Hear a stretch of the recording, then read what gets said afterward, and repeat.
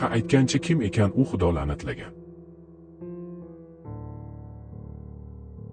Shuni aytish menga ancha og'riqli. Lekin aytmasam bo'lmaydi.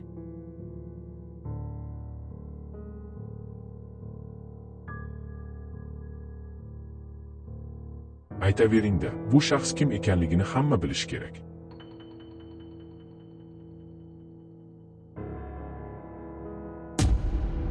U sizning yaqin do'stingiz Salim bo'lib chiqdi. Nima? Salim. Axir u bo'lishi mumkin emas.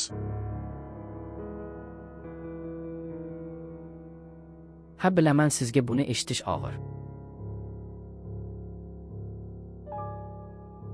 Lekin shubhasiz Salim aka bo'lib chiqdi. Qanday qilib undan gumonlanyapsiz?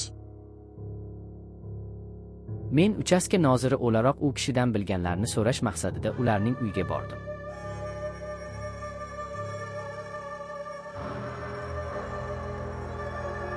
Sabab Salim akaning uylari qabristonga eng yaqin joylashgan. Keyinchi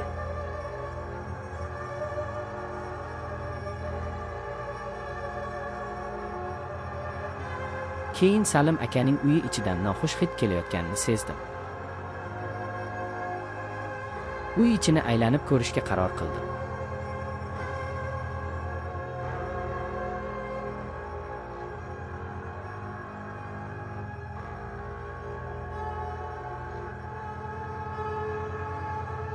Keyin Salim aka choy qilish uchun uydan chiqqanida uyni sinchiklab hamma yog'ini ko'rib chiqdim. Keyin yashirin eshikka ko'zim tushdi. Hid ham o'sha yerdan kelayotgan ekan.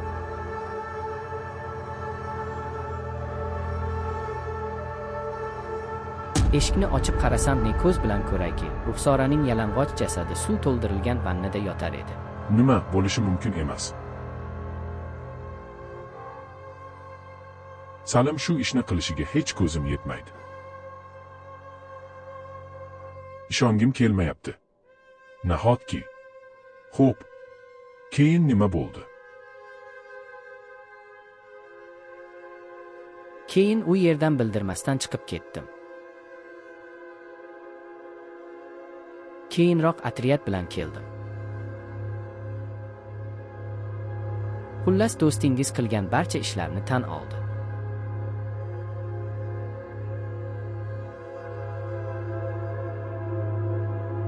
Biz uni aytgan so'zlarni audio ko'rinishida saqlab oldik. Hozir sizga uni yuboraman.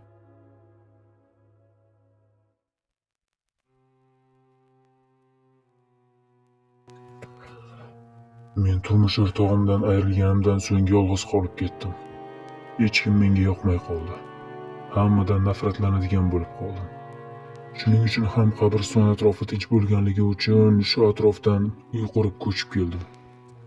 Yolg'iz insonni shayton tez o'z domiga tortar ekan. Kunlardan bir kuni menga bir fikr tug'ildi. Qabristonga yangi ko'milgan ayol murdalarini qazib olib, ular bilan jinsiy aloqa qilgim keldi. Shu xayollar qurshovida turar ekanman, aynan shu kuni qabristonga yangi jasad olib kelinishidan xabar topdim. U kim ekanligini bilmasdim, keyin surishtirib bilsam, u qishlog'imizdagi Sohib akaning qizi Ruxsora ekan. Qiz qabrga qo'yilgan kuni kechasi mening nafsim kuchliroq keldi va qabristonga to'g'ri Ruxsora ko'milgan qabr tomonga borib, uni kavlay ketdim. Murdani qabrdan chiqarib oldim va qabrni avvalgiday qilib ko'mib qo'ydim. Murdani yelkamga orqalagancha uyimga qarab yo'l oldim. Uni tuproqdan tozalab yuvintirdim va o'sha kechani u bilan o'tkazdim. Murdani ochiq havoda saqlab bo'lmasligini, u chirib hidlanishini bilganligim sababli uyimdagi vannani suvga to'ldirdim. Ruxsoraning jasadini uning ichiga solib qo'ydim. Men u bilan har kuni o'z ehtiyojimni, nafsimni qondirar edim. Toki o'rtog'im Muhammadjon murda o'g'irlanganligini bilib qolguniga qadar. To'g'risi, men bu ishlarni qilishimga shayton aralashdi. Yo'qsa, men bu ishlarni aslo qilmas edim. Axir bu insoniylikka ham to'g'ri kelmaydi-ku. Men esa barcha qilgan ishlarimga javob berishga tayyorman.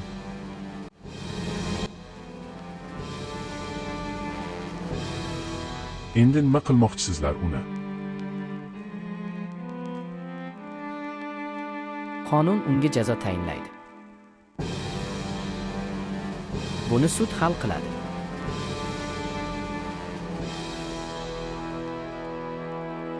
Muhammadjon aka, bugun do'stingiz, o'rtog'ingiz Salim o'z joniga qasd qilibdi. Nima? Demak, u qilgan ishlariga balki afsusdadir.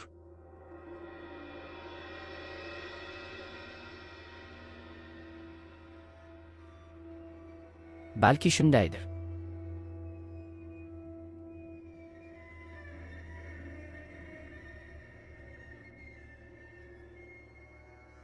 Biz bu bo'lgan voqeani barchaga bildirishimiz kerak.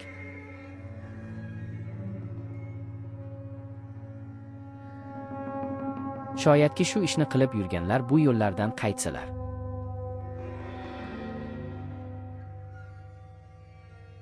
Ha, albatta men roziman.